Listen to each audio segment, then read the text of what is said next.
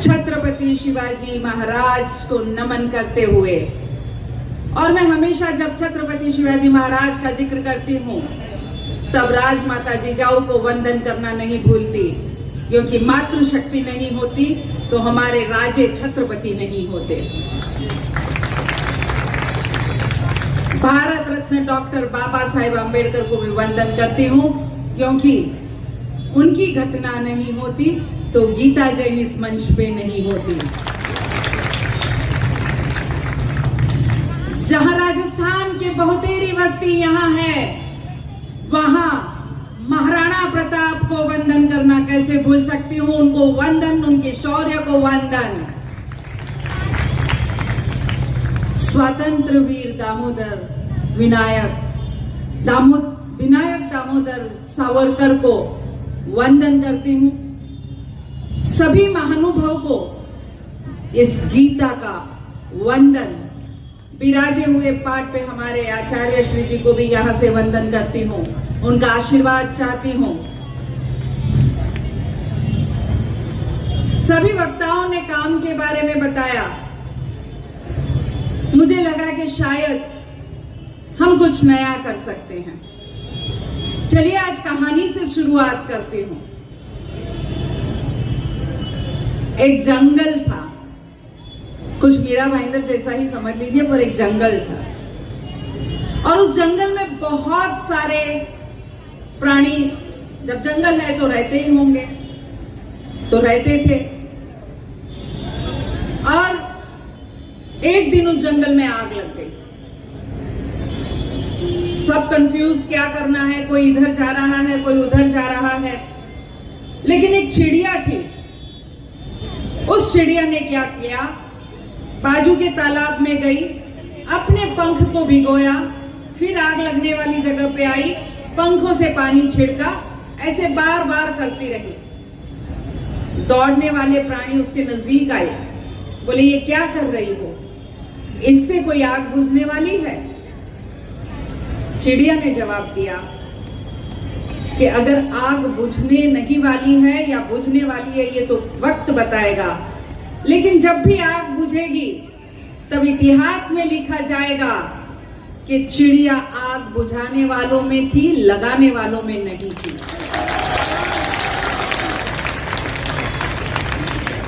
उसके बाद सभी को लगा कि बात तो चिड़िया सही कह रही है, वो अकेली मेहनत कर रही है, चलिए हम सब मिलके मेहनत करते हैं। सभी प्राणी मिले, उन्होंने अपनी अपनी तरह से पानी लाने की व्यवस्था की और सभी ने मिलके जंगल की आग बुझा दी। सभी ने मिलके जंगल की आग बुझा दी।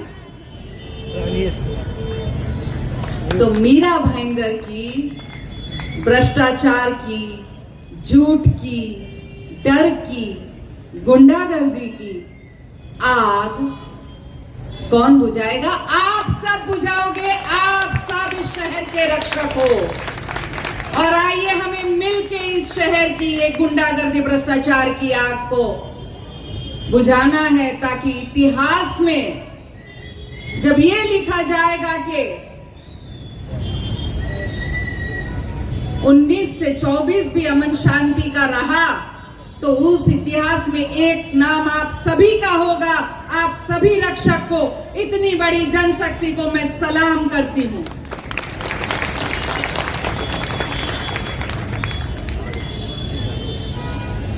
और क्यों नहीं, हम फिर एक बार एक इतिहास रचने जा रहे हैं। आप सभी को पता था 2019 में हमने यहीं से उस लड़ाई की शुरुआत की थी और 19 में आप लोगों ने मुझे आशीर्वाद दिया था। आज हम उसी मोड़ पे खड़े हैं, वही लड़ाई है, वही संघर्ष है और हमें फिर एक बार इतिहास रचना है। और मुझे विश्वास है कि हम सब मिलके वो इतिहास रच के रहेंगे और हम सब का नाम इतिहास रचने वालों में आएगा। और वो इतिहास कैसे रचेंगे? तो इतिहास रचने के लिए आप सबको क्या करना है? 20 तारीख को मतदान करने जाना है। 20 तारीख को गीता भरत जैन के नाम के सामने का बटन दबाना है, बल्लेबाज की निशानी का सामने का बटन दबाना है, 12 नंबर का बटन दबाना है और मुझे विश्वास है कि हम इतिहास जरूर दोहराएंगे। मुझे विश्वास है कि हम रिकॉर्ड तोड़ मार्जिन के साथ जीतने जा रहे हैं, क्योंकि ये जनमेदिनी ने मुझे ये विश्वास दिलाया है, इस जनता ने मुझे ये विश्वास दिलाया है। अभी काफी सारी सभा यहां हुई, तो वो सभा देख के एक बात तो तय है कि हमारे जनप्रतिनिधि बहुत बौखलाए हुए हैं, जो हमारे प्रतिस्पर्धी है वो बहुत बौखलाए हुए हैं। कल परसों जिन्होंने सभा ली वो अपने कंधे पे भगवा लहराए फिरते हैं, भगवा लिए फिरते हैं, राम राम करते फिर रहे हैं, धर्मवीर बनने के लिए जो प्रयास किए जा रहे हैं वो करते जा रहे हैं, लेकिन वो ये सोच के ये सब करते हैं कि हमारी जनता तो बहुत भोली भाली है, हमारी बातों में आ जाएगी। तो आपको बता दूं कि हमारी जनता इतनी भोली नहीं है। वो जानती है कि गौ माता की खाल में लोमड़ी चली आ रही है, सावधान हो जाइए। और ये जो धर्मवीर है, अगर वो सही में मानते तो आरती का तिलक यहां लगाते मस्तिष्क पे, जो हिंदू की पहचान होती है, हाथ पे नहीं। बात सोचने की है, आप सोच के देखिएगा। बहुत बात करते हैं हमारे धर्म की, हमारे कर्म की। इसी स्थान पे उन्होंने ये आशा व्यक्त की थी, 3 लोगों को बाप बनाने की कोशिश की थी, उनका बेटा बनने की कोशिश की थी, अपने धर्म और कर्म के बारे में बोल रहे थे। इस बार कॉरपोरेशन में कांग्रेस के पास एक मौका था, एक कॉप वो बना सकते थे, यानी एक और नगर सेवक, मनोनीत नगर सेवक वो बना सकते थे। उन्होंने बनाया भी। किसे बनाया? मिस्टर खान। उनके बहुत सारे कार्यकर्ता हिंदू है, बहुत सारे लोग उनके पास हिंदू है। कर्म करते, कर्म करो, हिंदू हिंदू करो, तो क्यों नहीं एक कॉप आप हिंदू बना सके? क्योंकि चुने हुए नगर सेवकों में तो भर भर के तो उस जाति के थे, आपको फिर उनको बनाने की क्या जरूरत थी? तो ये ढोंग छोड़िए साहब, इस ढोंग को छोड़ दीजिए। और हमारे दूसरे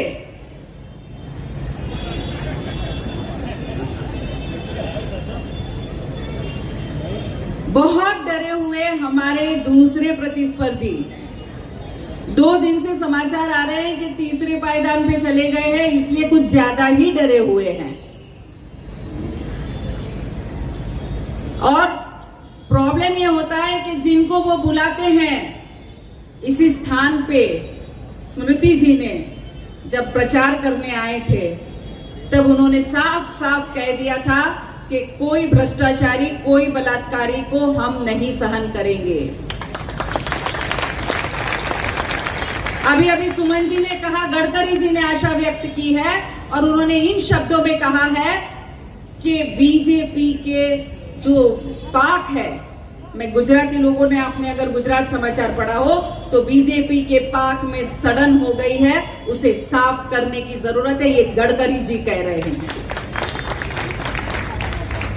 क्योंकि वो भी मीरा भाईंदर को देख रहे हैं वहां बैठे बैठे, तो उन्होंने भी ये बात यहां तक पहुंचाई है।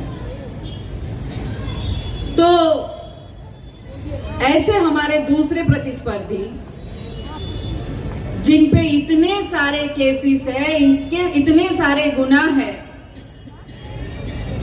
और डर के मारे वो जो पसीने पसीने हो रहे हैं, झूठे इल्जाम लगा रहे हैं। क्या झूठे इल्जाम? तो झूठे इल्जाम है कि हमने कत्ल खाना चालू करवाया। अरे हिम्मत है तो जिसने चालू करवाया उसका नाम लेके देखते। मैंने तो वो काम किया था पर्यूषण में 8 दिन कत्ल खाना बंद करने का, अपनी जान पे खेल के, और उनके साथ जो साथीदार घूम रहे हैं उन्हीं में से यहाँ हमारे पवित्र बावन जिनालय में मछलियां फेंकने वाले हमारे ध्रुव किशोर पाटिल जी, हम वो दिन भूले नहीं है और वो उसको उन्होंने साथ में कर रखा है। जिस धर्म के लोगों से वो पत्र लिए फिरते हैं वो दिन भूल गए। वो दिन भूल गए जब बुलडोजर यहाँ बावन जिनालय की दीवार पे आया था और ये गीता जैन उसके सामने खड़ी थी कि अगर बावन जिनालय को तोड़ना है तो पहले मुझे मार के फिर आगे बढ़िए।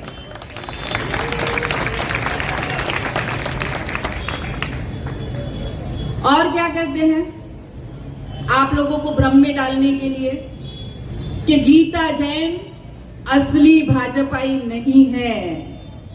क्या कहते हैं? असली भाजपाई नहीं है।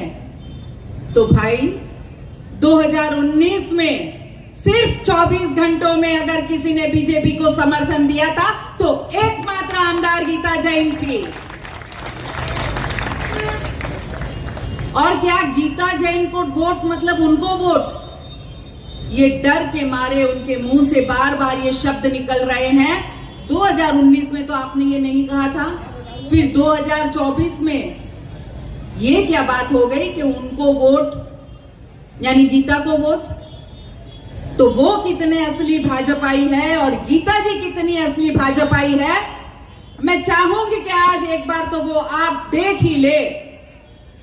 देखना है? देखना है? लाओ रे तो वीडियो।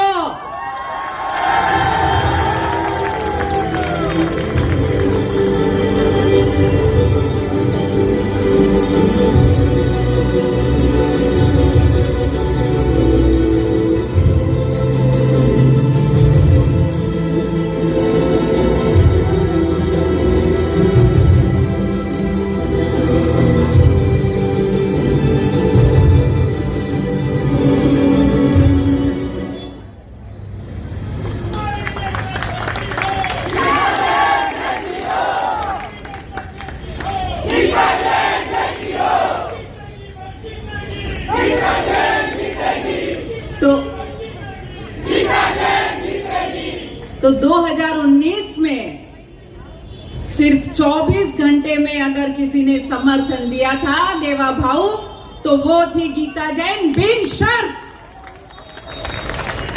जब आपको महायुति की सरकार बनानी थी तब देवा भाऊ आपने इस गीता जैन को बुलाया था और गुवाहाटी भेजा था और मैं गई थी बिन शर्त।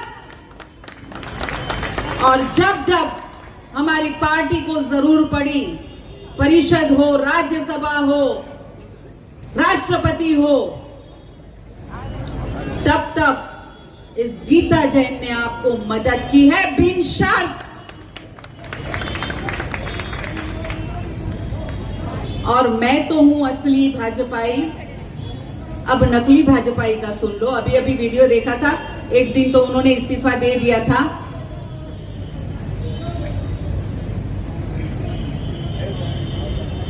तो नकली भाजपाई कैसे होते हैं वो बताती हूं।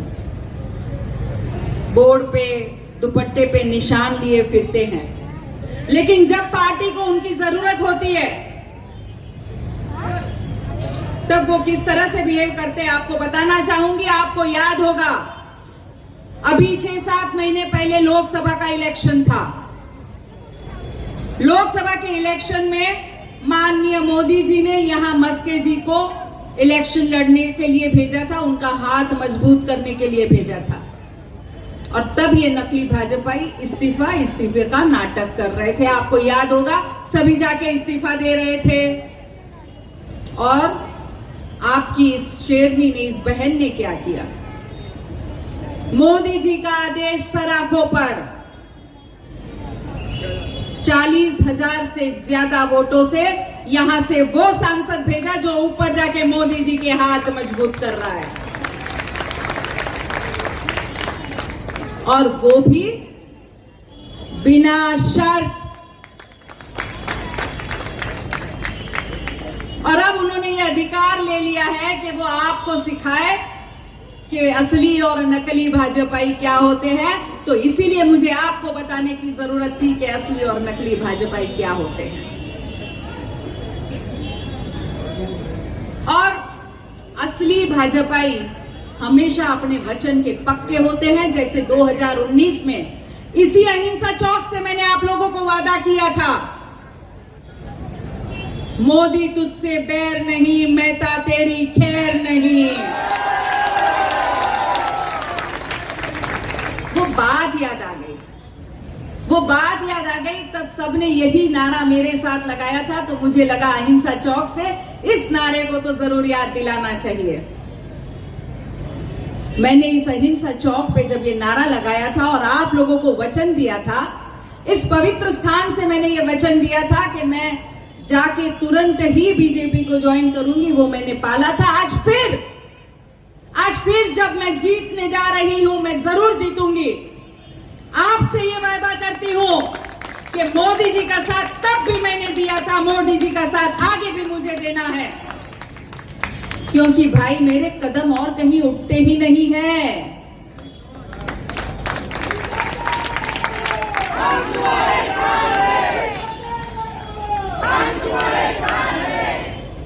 बहुत प्यार से दूसरे लोग बुलाते भी हैं, पर जाने की इच्छा ही नहीं होती। डीएनए में कमल आ गया है तो क्या करे भाई मेरे। तो ये होते हैं असली भाजपाई। ये होते हैं कि बार बार दुख होता है ऐसी कथनी से, करनी से, वर्तणूक से, लेकिन फिर भी घर नहीं छोड़ते। उसे कहते हैं असली भाजपाई। ये नहीं कि नाटक कर दिया, मैं सब छोड़ रहा हूं, राजनीति छोड़ रहा हूं।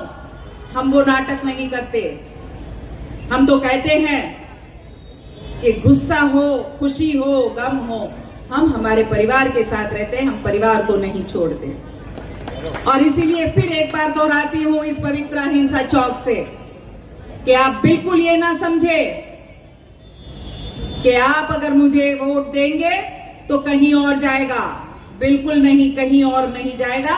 इस पवित्र स्थान पे रह के मैं आपसे वादा करती हूं, शपथ लेती हूं,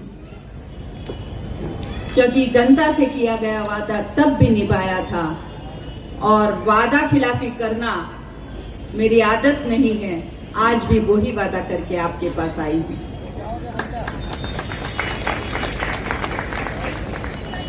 तो फिर आपको विश्वास दिला दिया कि आपके वोट बिल्कुल बटने वाले नहीं हैं, कटने वाले नहीं हैं। आज मैं आह्वान करती हूं उन 65,000 वोटरों से जिन्होंने गए टाइम ये गलती की थी और वोट वहां गए थे, फिर भी मैं जीती थी। आज उन 65,000 लोगों से आह्वान करना चाहूंगी कि अब के तो बता ही दीजिए कि असली भाजपाई कौन है। और वो 65 के 65,000 वोट गीता जैन को जाएंगे और बहुत बड़े मार्जिन से गीता जैन जीतेगी। और ये इस गीता का वादा है मेरी इस कृष्ण समान जनता को। ये गीता वादा करती है, आप सभी मेरे कृष्ण हैं और कृष्ण ही आपको पता है कि गीता का सार है। मेरे काम सभी ने बहुत बताए। इस एरिया का एक काम जो मैं आपको बताना चाहती हूं और जिसके लिए मुझे बहुत बदनामी भी सहन करनी पड़ी, और वो है क्लस्टर डेवलपमेंट। बार बार आरोप लगाए गए कि ये क्लस्टर डेवलपमेंट के बहाने ये अपनी रोटी सेकना चाहते हैं। तो मैं आपको बता दूं, एक थाली में सभी चीजों के साथ मैं क्लस्टर डेवलपमेंट की मिठाई ले आई हूं। वो जो भ्रम फैला रहे हैं कि सबको ये कंपलसरी है, तो आपको बताना चाहती हूं, मिठाई तो है, खाना चाहे तो खाइए, नहीं खाना चाहे तो ना खाए। जिसको क्लस्टर में नहीं जाना है मत जाइए। अभी तो नई एफएसआई का ये रूल आ गया है कि पुरानी बिल्डिंगों की एफएसआई फ्रीज कर दी गई है। और ये बात तब मैंने कही थी कि क्लस्टर जब आया था हमारे पास ये रूल नहीं था। और ये रूल होने के बाद भी मैं दावा करती हूं कि जो बिल्डिंगें क्लस्टर डेवलपमेंट के तहत रीडेवलप होगी, उन्हें जरूर फायदा होगा, उन्हें जरूर बड़े घर मिलेंगे, उन्हें बेटर रहने के स्थान मिलेंगे और सभी एमिनिटीज के साथ मिलेंगे।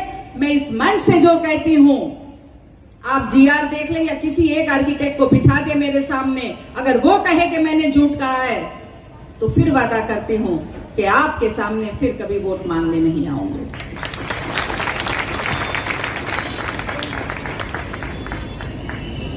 और झूठ जिनके ब्लड में है, वैसे हमारे नेता अभी मुजफ्फर जी आके कह के गए कि दोनों नेता मिलके यहां जमीन हड़पने की कोशिश कर रहे हैं, पर एक बात वो सच बोल गए कि हमारे टोपी वाले, दाढ़ी वाले गुंडे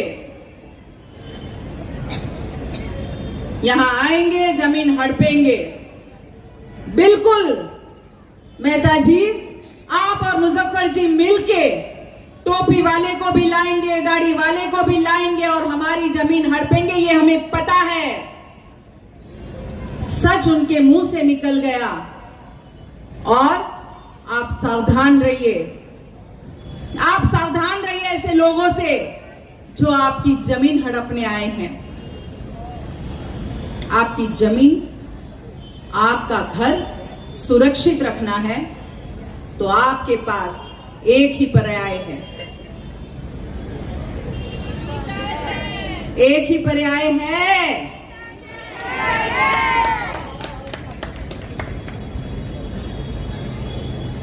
और बहुत आगे तक देखने की जरूरत नहीं है। बहुत गर्व के साथ कहते हैं कि ऐसा क्लब 7-11 क्लब मीरा भाईंदर की शान है, ऐसे कहते सुना है आपने?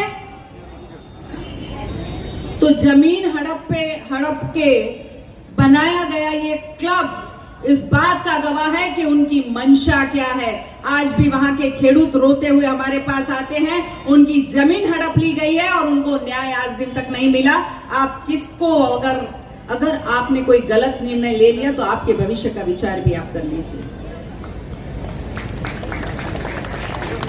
आज मैं उस जगह खड़ी हूं जिस जगह से मेरी यादें जुड़ी हुई है। 84 में मैं यहां बहू बन के आई थी, उसके पहले मैंने भाईंदर देखा नहीं था। 84 में 40 साल पहले मैं यहां बहू बन के आई थी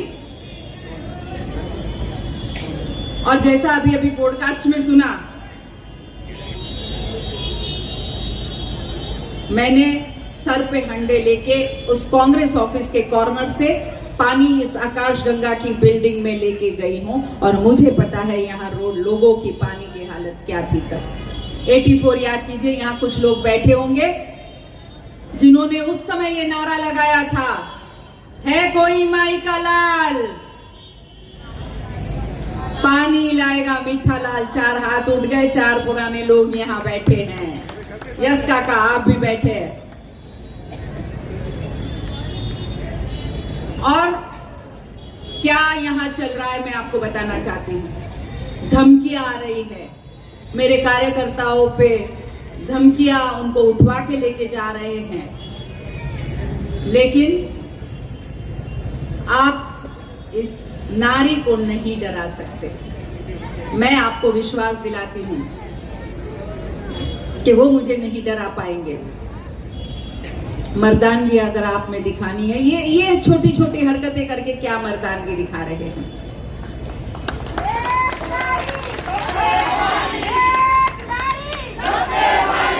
हमारे मीरा भाईंदर ने मर्दानगी दिखाने का मौका दिया था और तब आप बिल में छुप के बैठे थे। 22 जनवरी हमारे हिंदू लोगों को मारा गया था, पीटा गया था, हमारी ध्वजा को नीचे फेंका गया था, उस पे थूका गया था और महिलाओं के सर फोड़े गए थे। आपको याद है? याद है? तब कौन गया था उन लोगों को बचाने के लिए? तो आप क्यों नहीं आए? अपने आप को हिंदू और मर्द कहने वाले लोग कहां छुप के बैठे थे?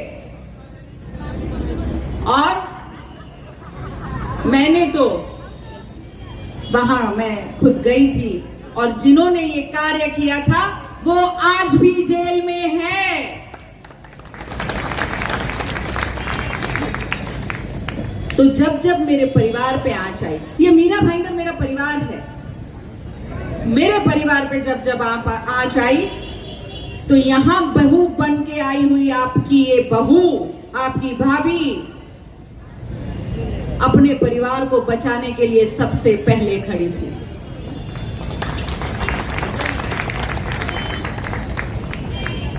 मेरे धर्म की रक्षा करने में सबसे आगे खड़ी थी। ये शेरनी ने धर्म की रक्षा की है और कोई उतरता उस दिन तो मैं समझती कि सही मर्द हो, लेकिन भाई मेरे मुझे तो शर्म आ गई ये कहते हुए कि ऐसे लोग भी हमारे यहाँ रह रहे हैं जो शांति दूत बनने के नाटक कर रहे हैं, अमन शांति की यात्रा निकालनी है। आज जिस परिसर में आप बैठे हैं उस परिसर में भी कुछ ऐसे लोग थे जो हमारी बहन बेटियों को तकलीफ दे रहे थे। अगर यहाँ के लोग बता सके कि ये एरिया किसने इतना साफ कर दिया, किसने हमारी बहन बेटियों की इज्जत बचा दी, कौन लड़ रहा था हमारी बेटियों के लिए,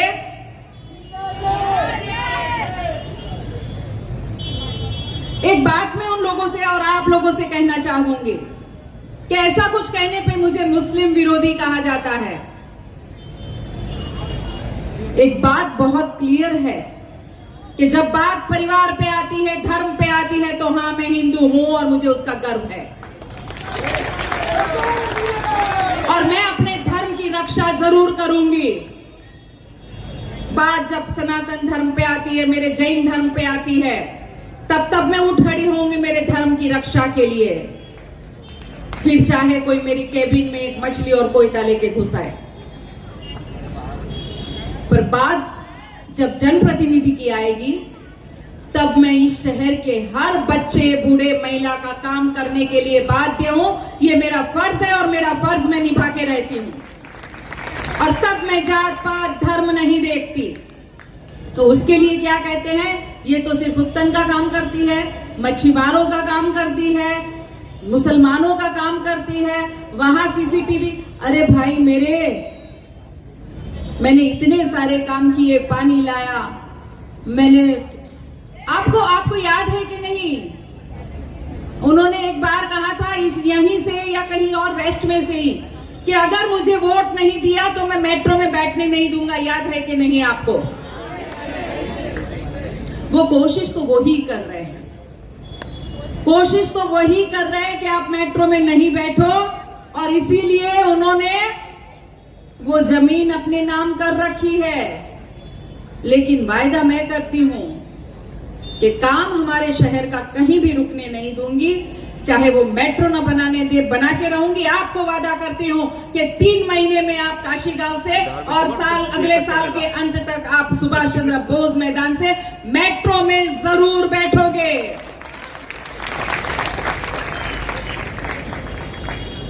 अब कहते हैं कि 3 महीने में 24 घंटा पानी दूंगा। भाई मेरे, पानी के लिए 516 करोड़ लाया कौन? महावीर भवन और यूपी भवन, जो इसी मंच से मैंने वायदा किया था। मेरे हस्बैंड कभी भी मेरे साथ नहीं आते। आज मैंने उनको कहा है कि आपको आना पड़ेगा, क्योंकि इस मंच से हम दोनों ने उठ के वायदा किया था कि यहाँ महावीर जैन भवन भी बनेगा, यूपी भवन भी बनेगा और दोनों का भूमि पूजन मैंने कर लिया है। मेरे 9 वचन को याद करिएगा। मेरे 9 वचन में से ये भी 2 वचन थे। टोल हटाऊंगी, ये भी मेरा 9वां वचन था। हुए कि नहीं पूरे? ये इस पवित्र जगह का भी कमाल है।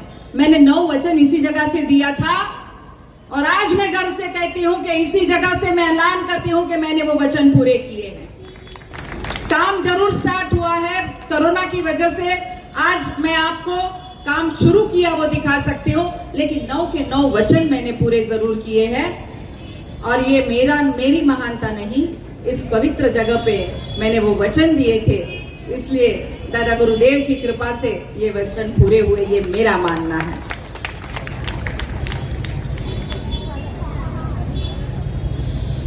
तो मेरे काम का मैं ज्यादा कुछ बोलूंगी नहीं, पर जिस हाई मास्क के नीचे आप बैठे हैं उसके लिए भी मुझ पे आरोप लगाए गए थे, और वो अच्छी तरह से जानते हैं कि जो एस्टिमेट होता है वो इंजीनियर देते हैं, आमदार का काम सिर्फ वो निधि लाना होता है। लेकिन आपको भ्रमित किया गया बार बार, चाहे वो कत्ल खाने का विषय हो, चाहे वो क्लस्टर का विषय हो, चाहे वो हाई मास्क का विषय हो, उन्होंने हर बार ये कहने की कोशिश की कि मैं भ्रष्ट हूं। आज मैं इस मंच से ऐलान करती हूं कि भ्रष्टाचार का एक भी केस छोड़िए, कोई अपने मुंह से कह दे कि मैंने इस तरह से भ्रष्टाचार किया और साबित करके दिखा दे, कल से मैं ऐलान कर दूंगी कि मैं आपके पास वोट मांगने नहीं आऊंगी। अगर मैं आई हूं मेरी स्वस्थ छवि के साथ, अगर आपको चाहिए कि अगले 5 साल ये जो खौफ का माहौल है ना, मेरे पास बहुत सारे लोग आते हैं, मैंने कहा आइए बुके देते हैं, अरे मैडम फोटो मत निकालिए। मैंने कहा क्या हो गया भाई? अरे फोटो दिखेंगे तो फिर वापस धमकी आएगी। आप सोचिए, आपके कहीं आने जाने की स्वतंत्रता को भी छीना जा रहा है, तो चुन के आ गए तो और क्या क्या छीन लेंगे। मैं बताऊं क्या क्या छीन लेंगे? आपकी स्वतंत्रता छीन लेंगे, आपकी बची कुची जमीन छीन लेंगे, आपके बहन बेटियों की इज्जत पे आंच आएगी, आपके हर वो अधिकार छीन लेंगे जिसके आप हकदार हो, आपके बच्चों से स्कूल छीन लेंगे, आपके बच्चों से कॉलेज जाने का हक छीन लेंगे, यहाँ के युवाओं से रोजगार छीन लेंगे और कहेंगे रहो मेरे गुलाम बनके। अगर आपकी कल्पना में वैसा मीरा भाईंदर है तो कोई और सोच करना। और अगर आपको चाहिए अमन चैन के 5 और साल, बिना खौफ के 5 और साल, बिना हफ्तेखोरी के 5 और साल, यहाँ मेरे फेरी वाले भाई बैठे हैं, परसों मेरे पास आए थे, बोले मैडम हम आपके इस 5 साल के राज में बहुत सुरक्षित है, नहीं तो हमारी तो गाड़ियां रात को टूटती थी और नहीं तोड़ने के भी पैसे लेते थे। बराबर है मेरे भाई? बराबर है? अब आए क्या 5 साल में कोई? ना ही जरा जोर से बोला हो।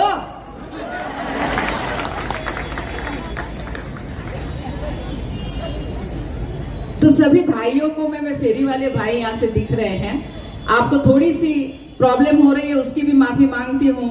मैंने कोशिश की कि आपका बिजनेस खराब नहीं हो और हमारी सभा हो जाए।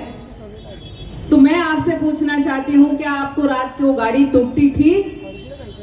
टूटती थी। 5 साल में शांति थी? ऐसे तो बहुत सारे वर्ग जो डरे हुए हैं, तो अब ये आपके हाथ में है कि उनका डर आप निकाल लो और जोर से एक साथ में एक आवाज में कहो कि गीता जैन हम आपके साथ है, किसी अत्याचारी भ्रष्टाचारी बलात्कारी को एक निशानी की वजह से यहां लाने नहीं देंगे।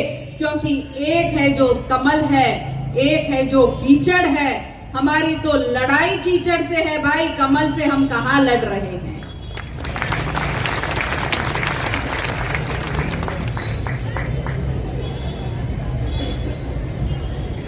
एक और बात जाते जाते याद आ गई, मंदिर के परिसर में बैठी हूं। आज शायद वो वीडियो नहीं है, नहीं तो मैं भी बोलती, लावरे थे वीडियो जिसमें उन्होंने अपनी आमदार निधि बाले शाह पीर दरगाह को दी है। हम बाद में देख लेंगे। और गीता जैन ने क्या निधि लाई है? ये जो परिसर देख रहे हैं ना मंदिर का, इस मंदिर के लिए निधि लाई है, और सबसे बड़ी 5,75,00,000 की निधि। अरे आपको अगर विश्वास नहीं हो तो आप दरगाह पे जाके देखिए, उस काले पत्थर पे अभी भी नाम है आमदार नरेंद्र मेहता का। जो दरगाह है जहां 100 रुपए में धर्मांतर यानी हमारी बच्चियों को फंसा के निकाह कराया जाता है, वैसे दरगाह में उनकी निधि लगी हुई है, उनका फंड लगा हुआ है। और मुझे गर्व तब होता है जब मेरी निधि से धारावी मंदिर का जीर्णोद्धार हो रहा है 5,75,00,000 की निधि से। तो हिंदू कौन हुआ भाई मेरे? तो असली को पहचानिए। हमारे तो यहाँ राजस्थानियों में नकली चीजें लेने का रिवाज ही नहीं है। अरे हम तो असली घी खाने वाली प्रजा है, नकली तो कुछ पसंद ही नहीं करते। तो नकली को कहिए बाय बाय, असली को कहिए आइए।